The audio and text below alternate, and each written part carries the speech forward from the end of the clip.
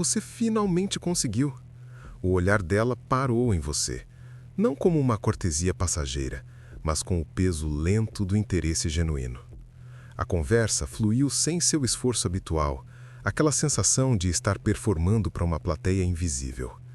Ela riu no momento certo, tocou seu braço ao fazer um ponto, inclinou-se no espaço que você não precisou invadir. Tudo estava alinhado. O código, por uma vez, parecia decifrado.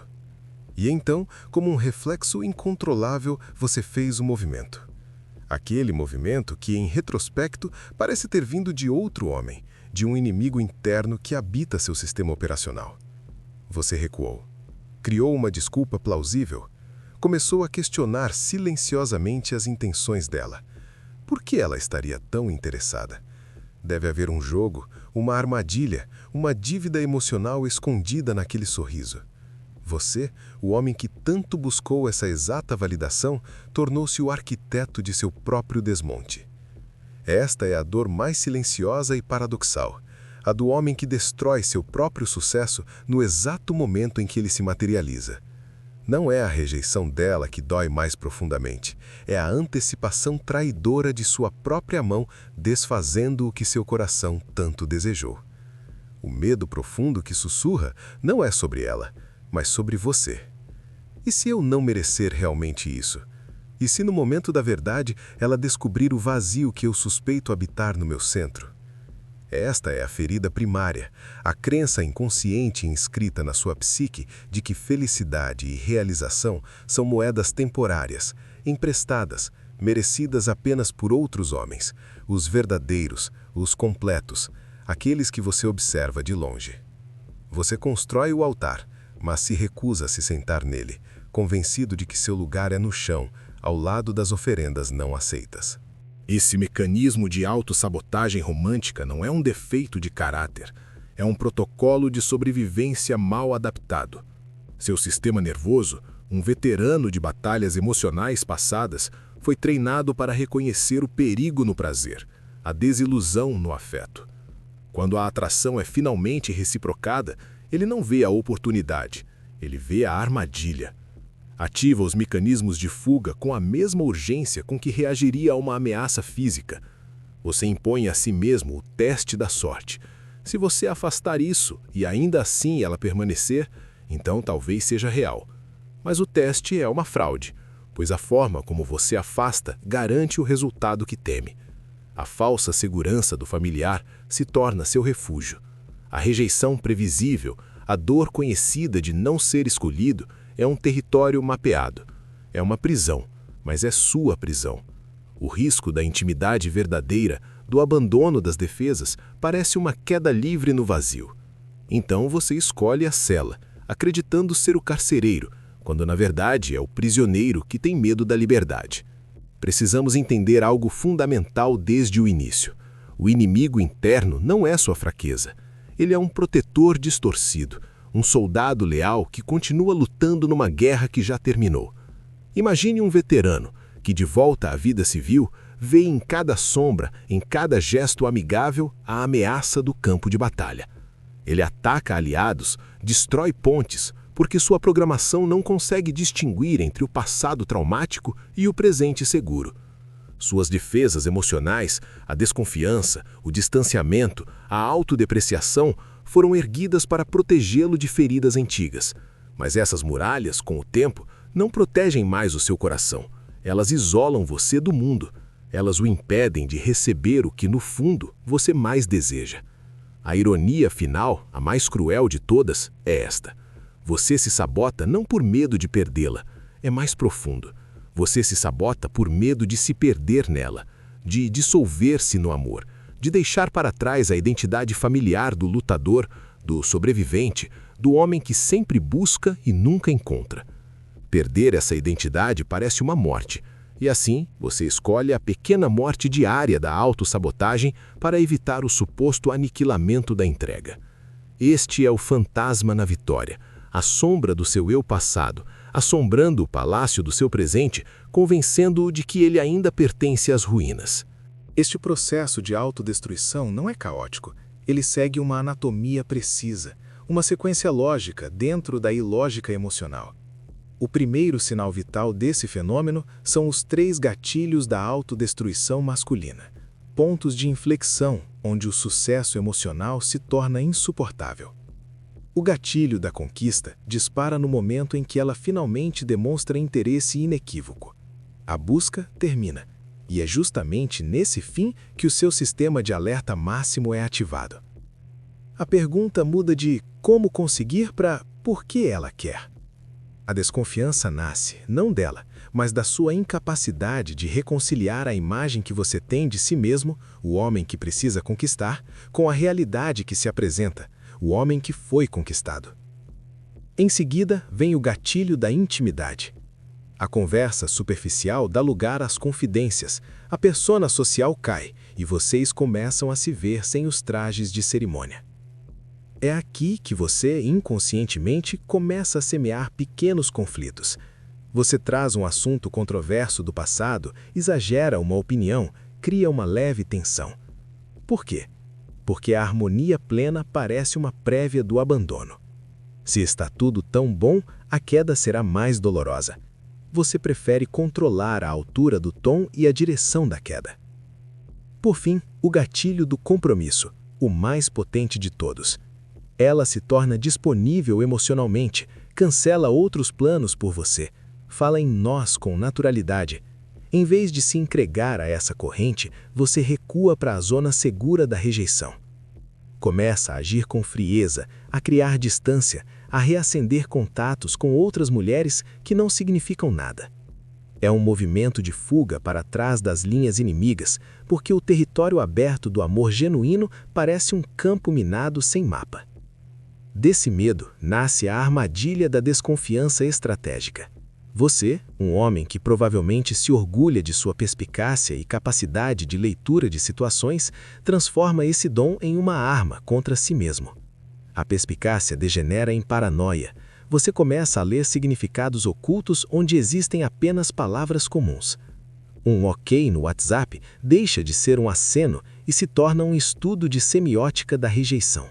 Um atraso de 5 minutos é decodificado como falta de interesse. Você trata toda mulher interessada como uma potencial manipuladora, uma jogadora emocional que, como você, deve estar operando a partir de uma estratégia oculta. O erro fatal aqui é duplo.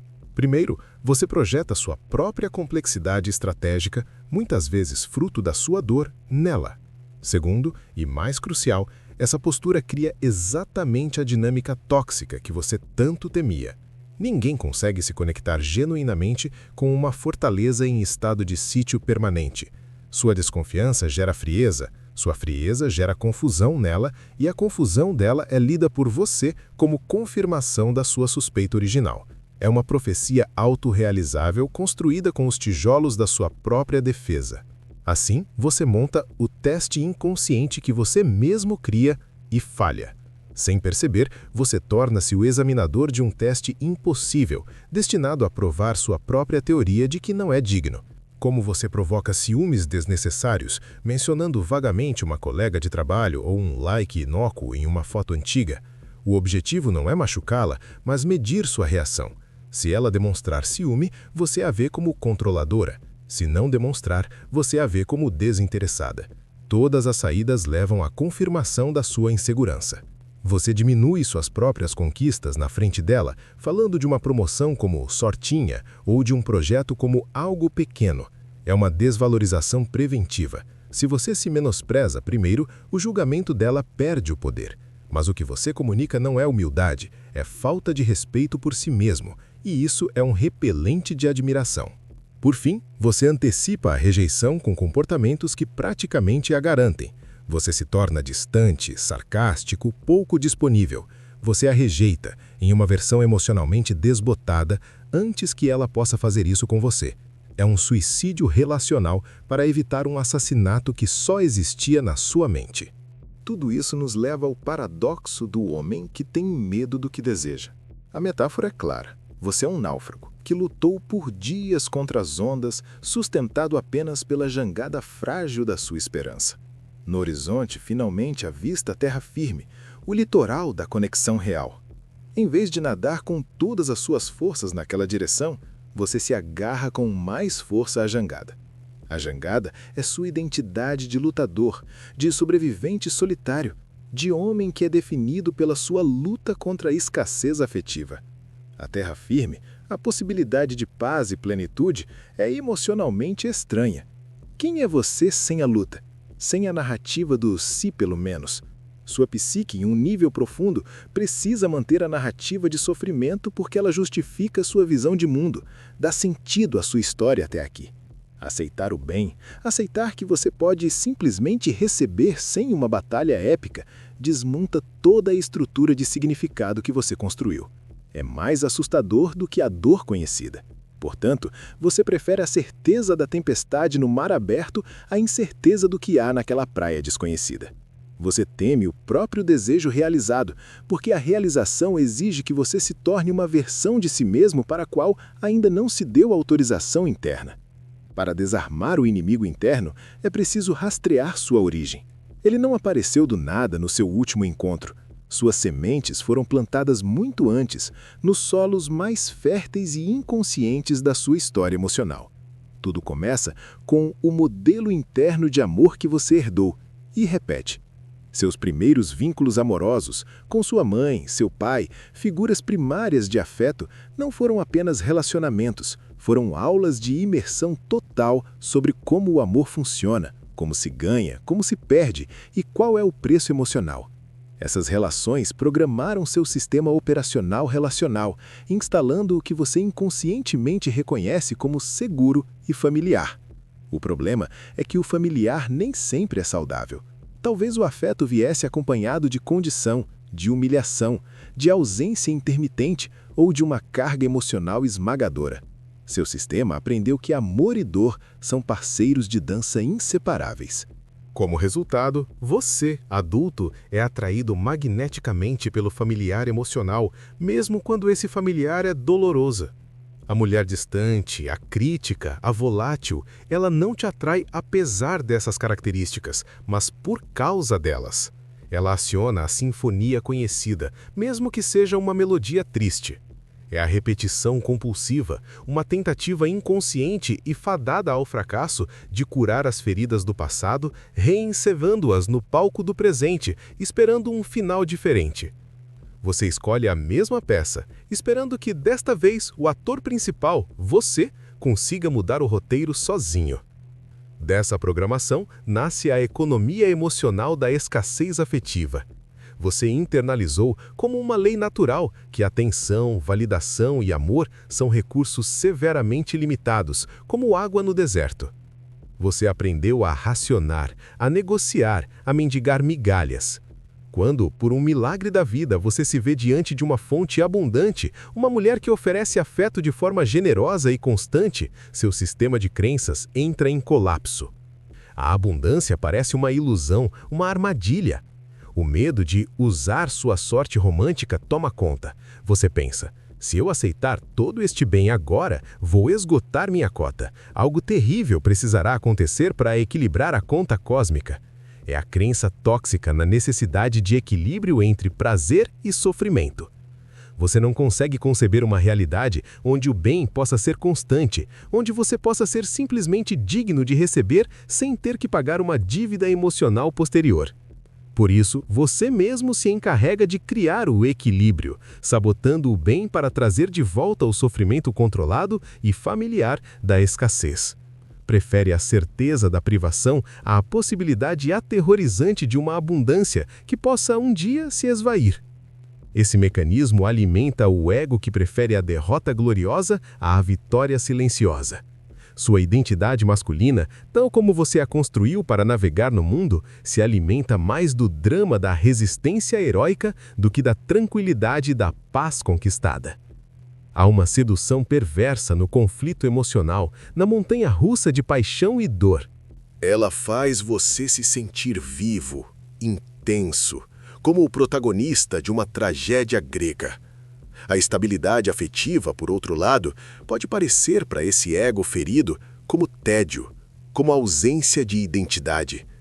Quem é você sem uma batalha para lutar? sem um dragão para derrotar ou uma donzela, que é também o dragão, para resgatar.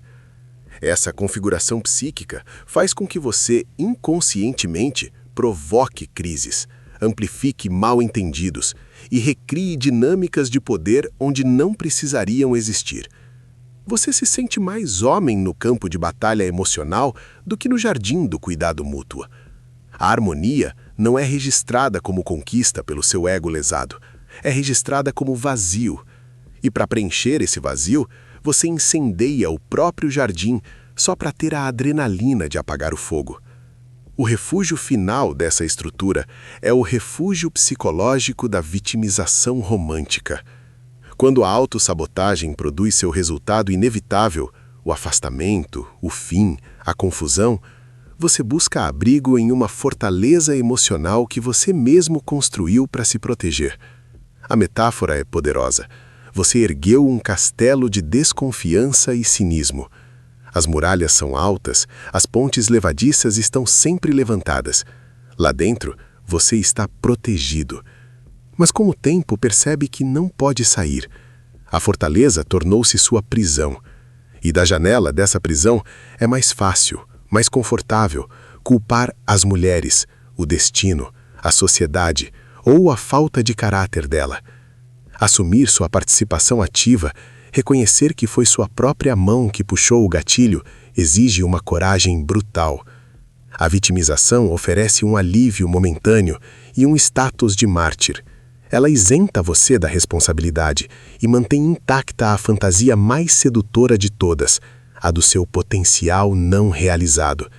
Enquanto você for a vítima das circunstâncias ou da maldade alheia, você pode continuar a sonhar com o homem glorioso que poderia ter sido se o mundo não fosse tão injusto. Reconhecer a autossabotagem é abrir mão dessa fantasia e encarar o homem real, com suas escolhas reais e seu poder real. Um poder que até agora você só usou contra si mesmo.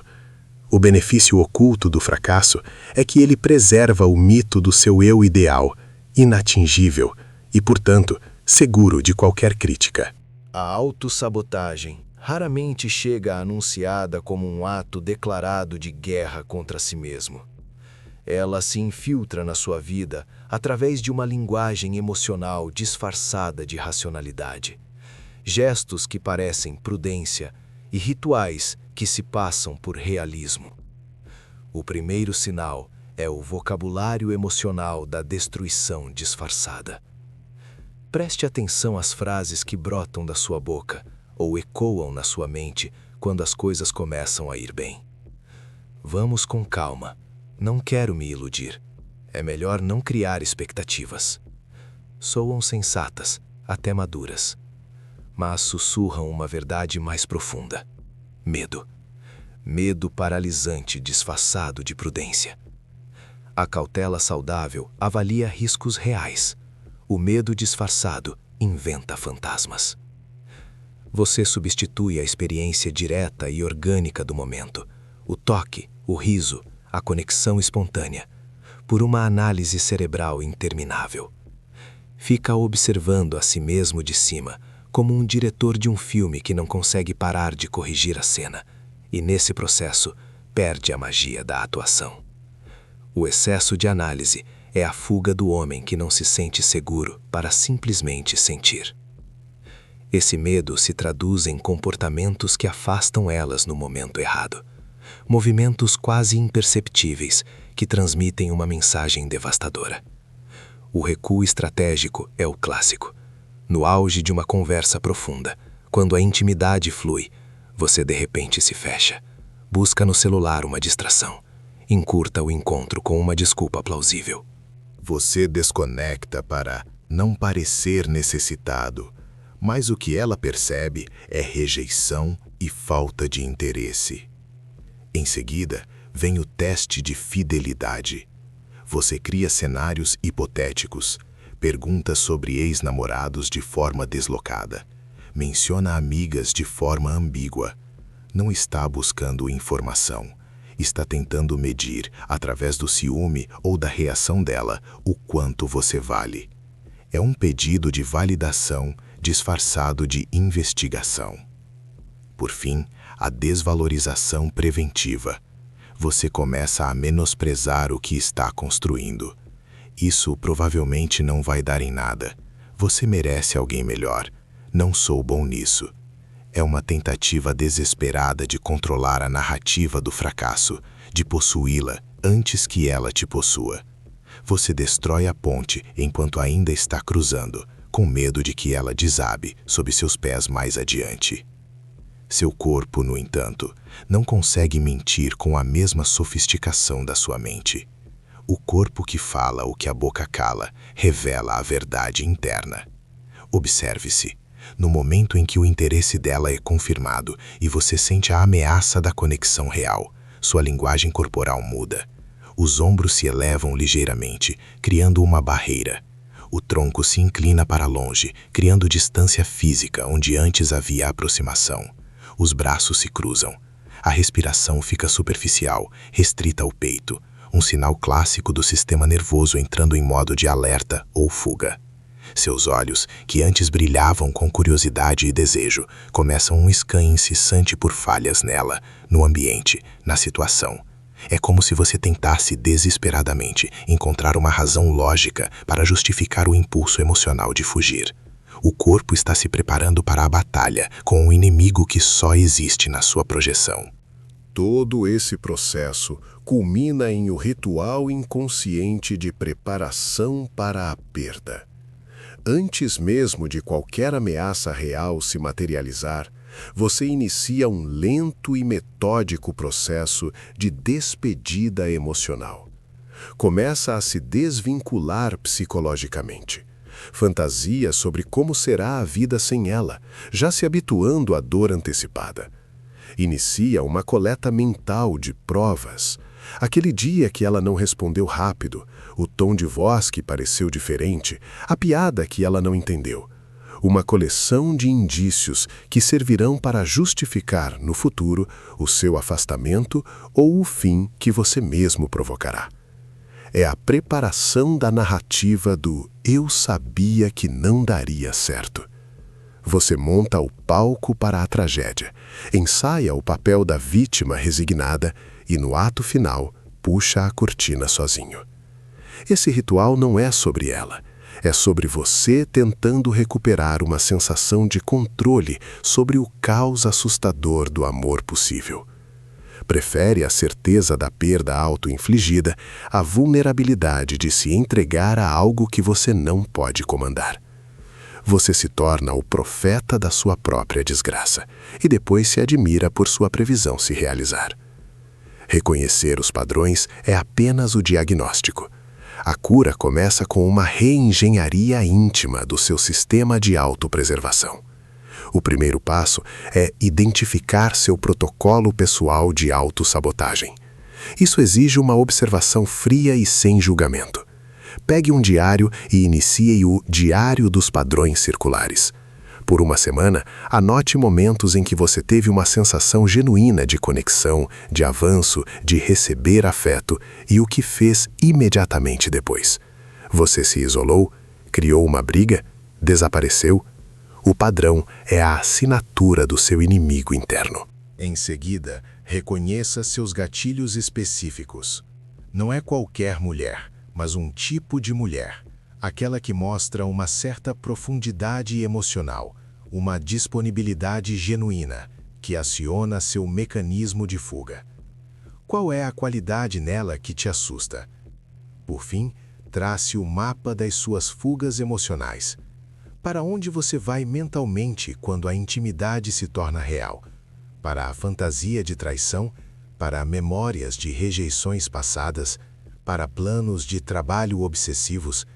Identificar esse lugar é como encontrar a base secreta do seu sabotador. Com esse mapa em mãos, você pode começar a reinterpretar os sinais de perigo. Seu alarme interno dispara, mas você precisa aprender a distinguir se é uma intuição genuína, um sinal claro e presente de desrespeito ou má-fé, ou um medo projetado, o fantasma do passado se sobrepondo ao presente. Para isso, aplique o teste das 3 perguntas no momento em que a ansiedade surgir. Estou reagindo a algo que ela fez ou disse agora, ou a algo que alguém fez no passado? Se eu tirar a história pessoal, o que sobra deste fato? Esta reação está me protegendo ou me aprisionando? Essa pausa reflexiva interrompe o piloto automático. A missão, então, é transformar o alerta bruto de "fuja" em um sinal mais sofisticado de "aprofunde-se consciente". O frio na barriga não é mais um sinal para recuar, mas um lembrete para respirar, ancorar-se no momento e escolher ficar presente naquele desconforto fértil que precede o crescimento. Agora, a neuroplasticidade trabalha a seu favor, através da recodificação do sucesso relacional. Você precisa criar, de forma deliberada, novas associações neurais.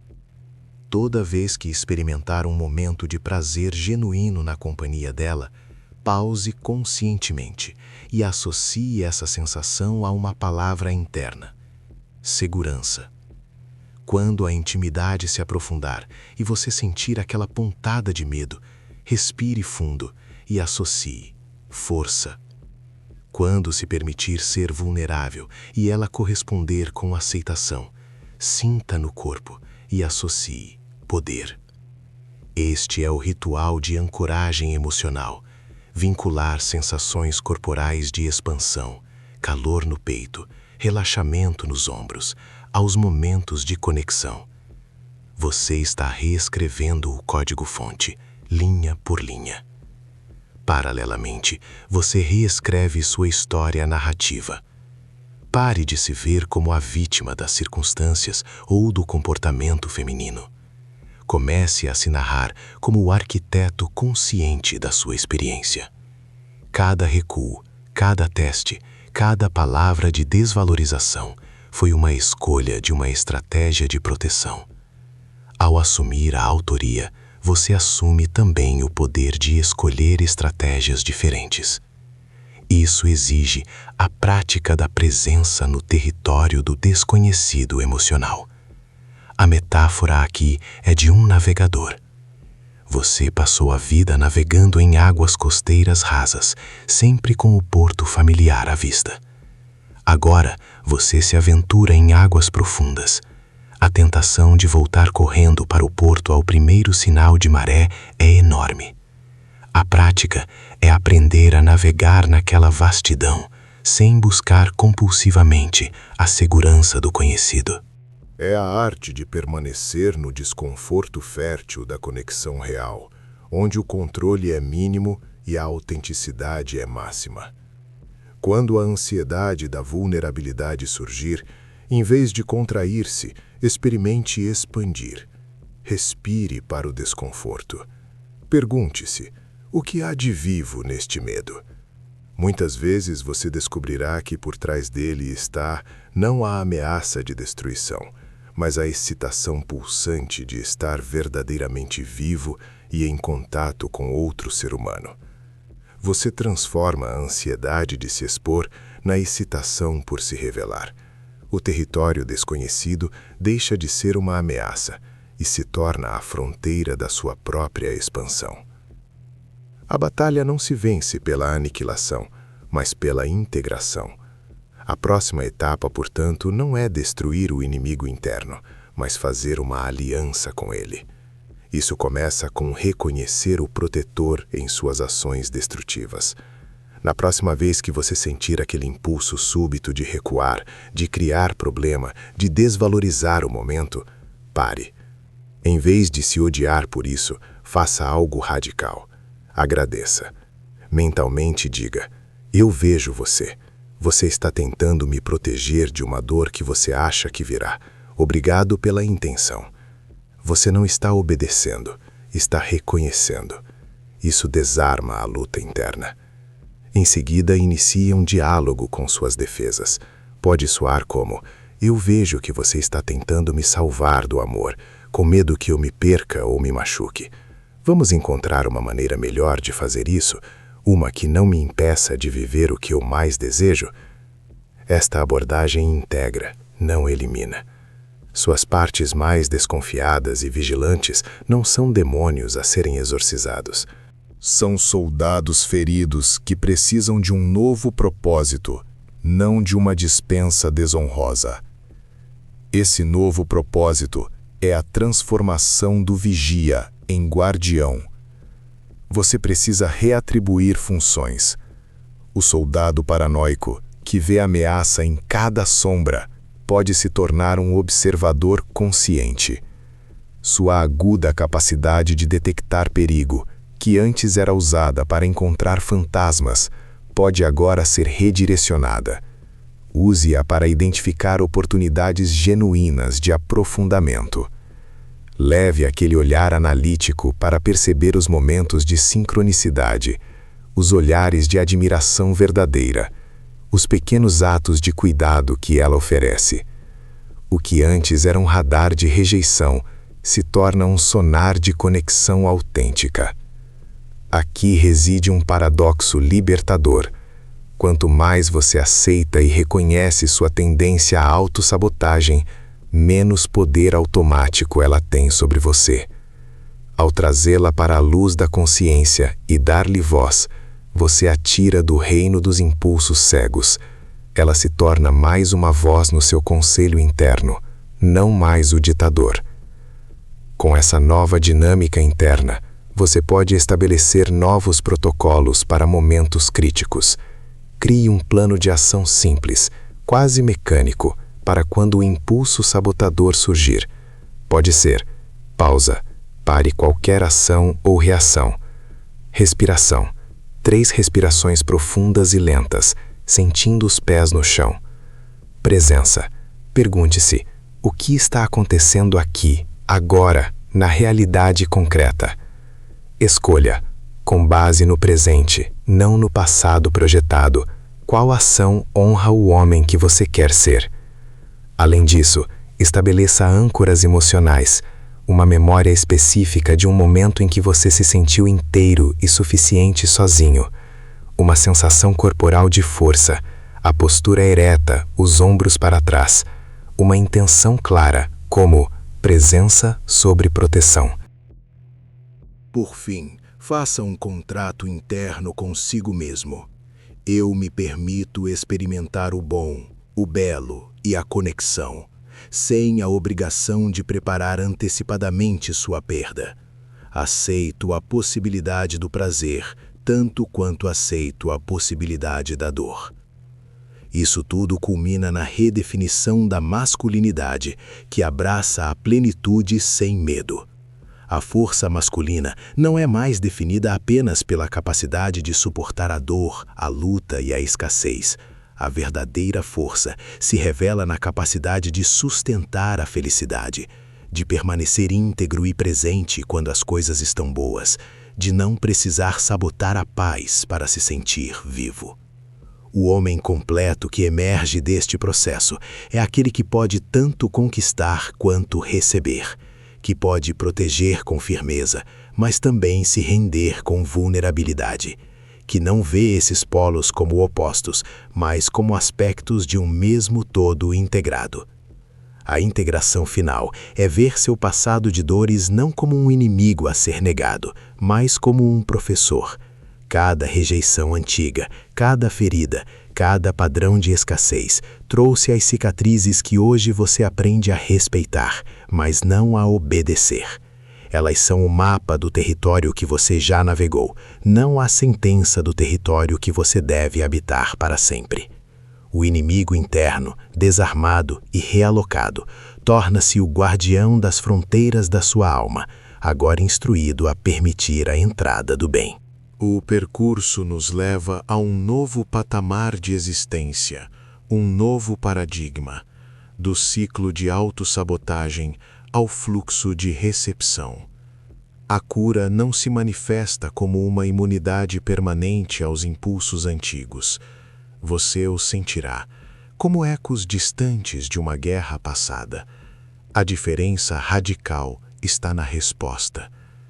Você saberá que está curado não quando deixar de ter os impulsos autodestrutivos, mas quando deixar de obedecê-los automaticamente. Entre o estímulo e a resposta, abre-se um espaço de liberdade, e nesse espaço reside toda a sua soberania emocional.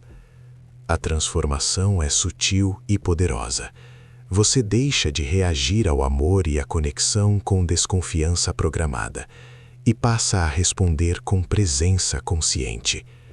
O fluxo não é mais interrompido pelo seu medo, ele é recebido pela sua abertura.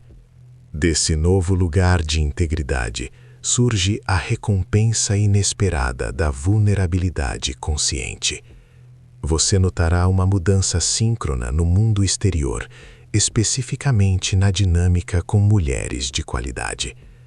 Elas são naturalmente atraídas, não por técnicas ou jogos, mas pela energia coerente de um homem que não teme seu próprio sucesso emocional, que não precisa destruir o bem para se sentir no controle. A dinâmica de poder invisível se inverte. Quando você para de se testar e de se sabotar, ela inconscientemente para de testar você. Os jogos de desinteresse, os testes de validação, perdem o sentido quando encontram um homem que está plenamente presente, que não está buscando provar seu valor, porque já o reconhece internamente. A intimidade que floresce, então, é de outra ordem. É a conexão que surge quando duas pessoas podem se ver, finalmente, sem os filtros distorcidos do medo e da defesa. É a beleza de se encontrar no espaço aberto, sem fortalezas. Isso nos leva à última metáfora, do soldado ao jardineiro. Sua jornada foi a transição de um paradigma de guerra para um paradigma de cultivo. Você não está mais em guerra contra si mesmo, nem contra ela, nem contra o fantasma do amor. A trincheira foi abandonada. Sua nova função é a do jardineiro. Sua atenção se volta para o solo da sua própria presença, para a rega consistente da autocompaixão, para a paciência em observar os ciclos naturais de aproximação e distância, de florescimento e repouso em um relacionamento. Você não controla a flor, você cria as condições para que ela cresça.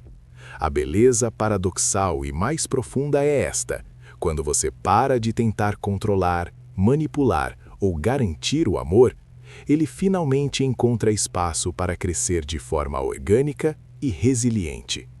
Você troca a ilusão do controle pela realidade da influência sábia. Portanto, este não é um vídeo sobre como conseguir mulheres, é sobre como se permitir tê-las, como ser um recipiente suficientemente forte e flexível para conter a intensidade da conexão sem rachar. A jornada final é a do homem que deixa de ser o destruidor do que deseja para se tornar o habitante pleno do que constrói. Seu legado emocional deixa de ser uma coleção de padrões repetidos, de histórias tristes que você contava para si mesmo. Torna-se a presença renovada a cada encontro, a capacidade de começar de novo, não do zero, mas da plenitude do que você agora é. O inimigo interno nunca foi seu carrasco. Era apenas um guarda mal informado, defendendo com unhas e dentes um castelo que você agora percebe já era seu desde sempre. A hora de baixar as armas chegou.